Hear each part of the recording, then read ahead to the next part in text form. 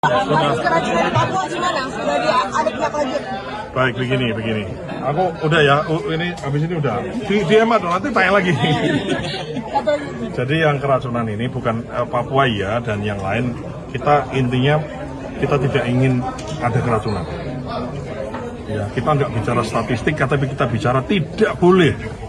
Keracunan itu tidak boleh. Nah, kami lagi berusaha bagaimana caranya memastikan tidak ada keracunan. Artinya SOP mesti dijalankan.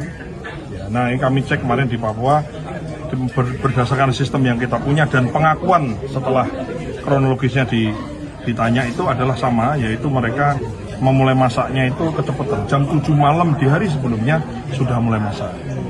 Sehingga diberikan di jam 11 dan ada beberapa juga yang keracunan saya lihat itu ada, ini kita ngomongin yang Papua ya, jadi masaknya kecepatan kemudian sudah dibawa itu dalam kondisi rusak. Dan beberapa laporan yang kami terima masih kami validasi lagi adalah ada anak yang membawa pulang MBG-nya.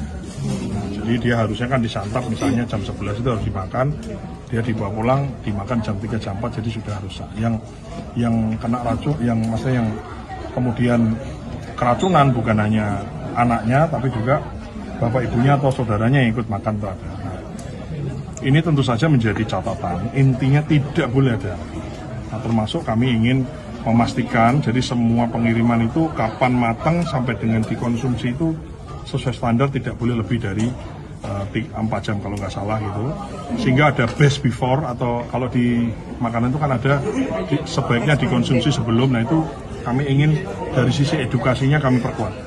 Bagaimana guru yang mengajar di kelas itu kan juga mendapatkan MBG, tidak direpotkan karena di sekolah sudah ada PIC sekolah, tapi guru itu kemudian ikut makan bareng dengan siswanya untuk satu fungsi edukasi. Tata rekamannya, cuci tangannya, ngantrinya, kemudian nyusun omprengnya itu kan bagus, berdoa, kemudian bilang alhamdulillah dan lain-lain. Dan yang kedua memberikan edukasi gizi-gizinya begini ini penting dan lain-lain. Selain itu juga memberikan edukasi barang ini jangan kamu bawa pulang. Atau maksud saya ini penting untuk tidak dibawa pulang.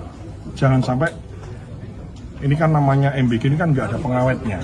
Jadi udah pasti cepat. Kalau memang nggak sesuai, apalagi daerahnya panas, ini ada suhu dan lain-lain, itu kan memicu ada perkembangbiakan bakteri. Nah itu yang kami ingin perkuatan di sisi edukasi juga. Kami sudah bicara dengan Pak Menteri Didasmen, ini menjadi materi penting bagi di semua sekolah, penting sekali. Sudah ada penegur, kepala SPPG-nya sudah ditegur yang di Papua? Sudah kita copot. Sudah copot? Sudah dicopot? Terima kasih ya Pak.